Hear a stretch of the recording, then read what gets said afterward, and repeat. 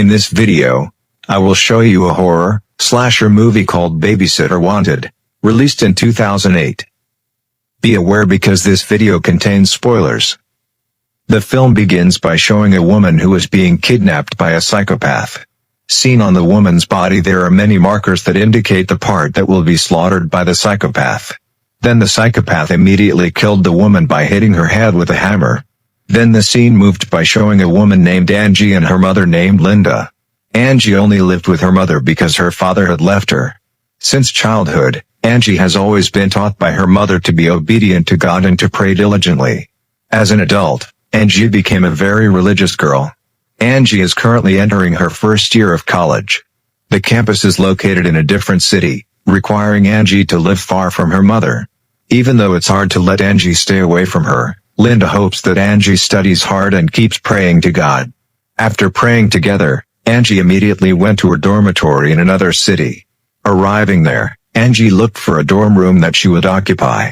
In the dorm, Angie will live in the same room with her new friend, Erica. When Angie got there, she was surprised to see her dorm room which looked very dirty. Erica thought that Angie would come in 2 days, so she forgot to clean up all the trash that was scattered in her room. Erica told Angie that there was no bed for Angie because Erica's former roommate had taken the bed that was supposed to be in the room. Worst, Angie will sleep on the sofa. In the evening, Angie called her mother using a payphone near her dormitory. Angie told her mother that she had reached her dorm safely. In addition, she also told her mother that she had made new good friends and that her dorm room was very nice. She had to lie so her mother wouldn't worry about her. Finished calling her mother, Angie immediately went back to her dorm. While on her way home, Angie begins to feel that someone is watching her. The next day, Erica takes Angie to look for used bed information, which is usually on the bulletin board. But there they did not find any advertisements selling used beds.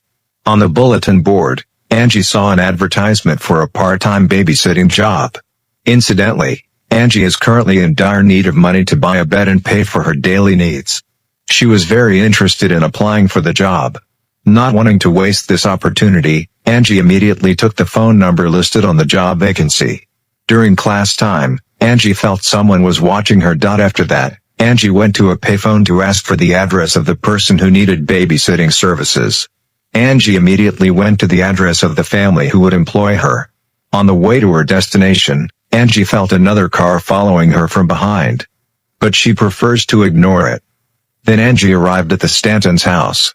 The family consists of a man named Jim Stanton, his wife named Violet Stanton, and their very cute son named Sam Stanton.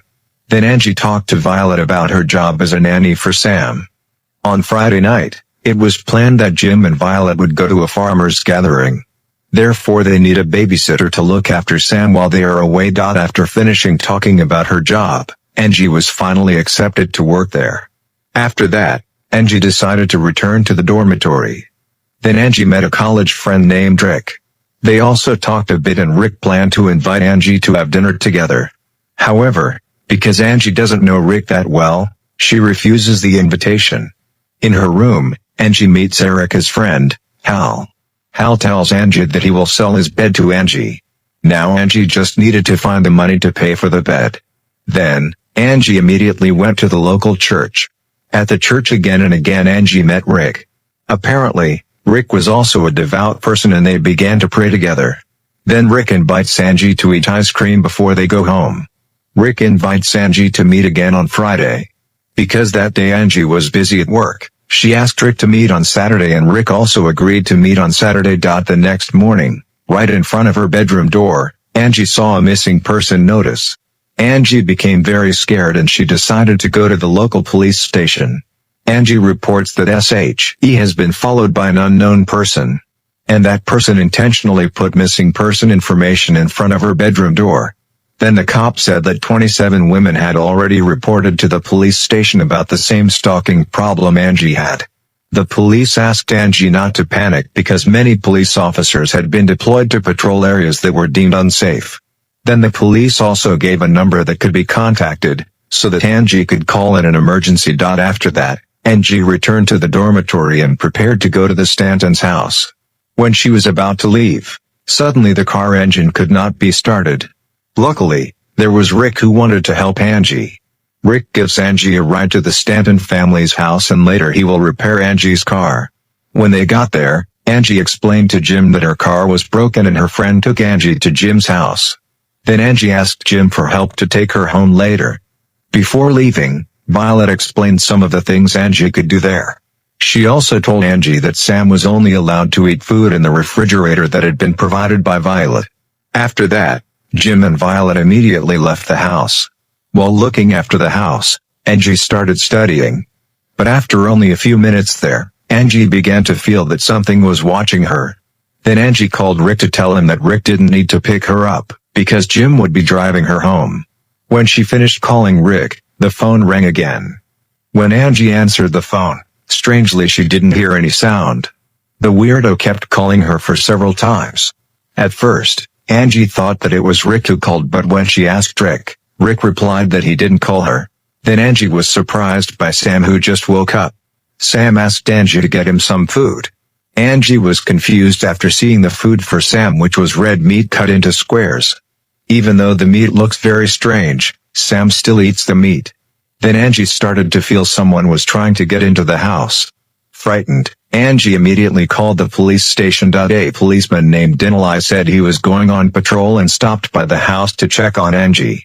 Then Angie realized that Sam wasn't there. At first, Angie thought that Sam was playing hide-and-seek with her.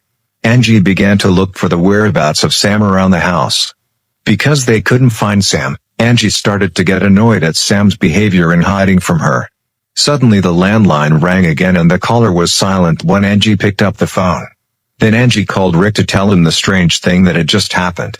At that time, Rick was driving the car. Because another car kept honking from behind, Rick was forced to pull over and he immediately turned off the phone from Angie. At Angie's place, Angie was surprised by the arrival of a foreign man who entered the house. Angie quickly tried to find Sam and asked him out of the house. After looking for Sam in every corner of the room, Angie finally found Sam. While trying to chase after Sam, suddenly the man caught Angie. Then there was a little fight between the man and Angie. Angie finally managed to make the man faint on the spot. After the mysterious man passed out, Angie immediately looked for Sam and immediately took him to the car. But unfortunately, Angie forgot to take Violet's car keys, which were still left in the house. Angie was forced to go back into the house to get the car keys. After successfully getting the car keys, the strange man suddenly woke up and tried to hurt Sam. While strangling Sam, the man called Sam the devil. Seeing Sam being strangled, Angie tried to stop the man's action by hitting him with a golf club. When Angie saw the man from a close distance, Angie realized that the man was a priest. But Angie was even more surprised to see Sam, who turned out to have horns on his head. Not long after, Jim and Violet returned home. They both started talking about things Angie didn't understand. Then the priest got up and tried to attack Sam. Quickly, Jim immediately killed the priest. Seeing that, made Angie very shocked and confused about what really happened. After killing the priest, Jim knocked Angie out and took her to a warehouse. Then it is revealed that Jim and Violet are bad people and Sam is actually the devil's child who has been targeted by religious leaders for a long time. This is the reason why the priest tried to kill Sam. For a long time, many priests tried to kill Sam. But they always failed to do so, and this time they couldn't kill Sam either. The person who had been following Angie all this time was the priest. The reason was because he wanted to protect Angie. The priest already knew the strategy used by Jim and Violet to kidnap their victims, namely under the guise of wanting to hire a babysitter. Instead of being babysitters, the girls who applied for the job were mutilated and used as food for Sam. Since Sam is a child of the devil, he can't even eat human food. Sam can only eat human flesh and his favorite meat is the meat of a beautiful girl. The reason why Jim and Violet came out earlier was to kidnap girls and make their meat as Sam's daily meal. After kidnapping the girls, Jim would kill and cut their flesh. Before that, Jim will mark cuts on every body part of its victims. This is the same as the scene we saw at the beginning. Jim killed his victim by hitting his victim's head with a hammer. This is intended so that the victim does not feel excessive pain. After killing his victim, Jim began to cut the victim's body into several pieces. Then Jim will sort out which meat can be given to Sam and which one cannot. The remains of the victims' bodies will be buried in their backyard. Then Violet came to Jim and she said that she had finished packing their things. Since the priest already knew of their new home, Jim and Violet decided to move to another city so that the other priests could not follow them. After cutting the girl's flesh, now it's Angie's turn to be killed. But luckily before that happened, Dinalai came to Jim's house. Jim was forced to meet Dinalai first before killing Angie. Dinalai started asking about Angie's whereabouts because earlier Angie had called the police station about the presence of a stalker. Jim and Violet also lied by saying that Angie had gone home a long time ago.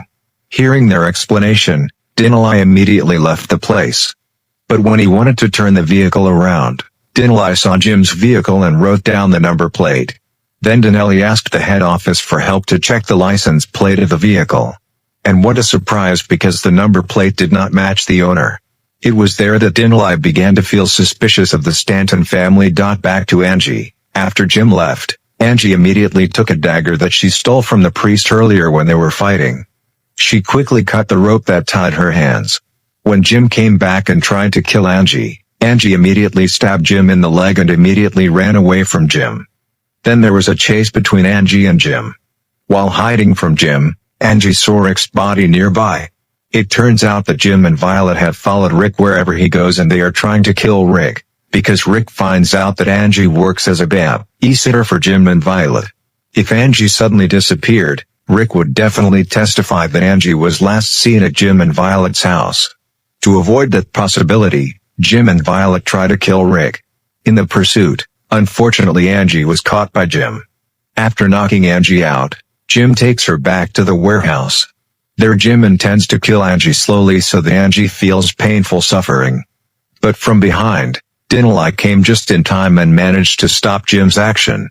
As Dinalai is about to handcuff Jim, Violet attacks Dinalai with an axe. Then a fight ensued between them. Long story short, Angie managed to kill Jim and Violet. After the fight, Dinalai immediately took Angie to a safer place. But when they was about to leave, Dinalai remembered Sam, a boy who was still in the house.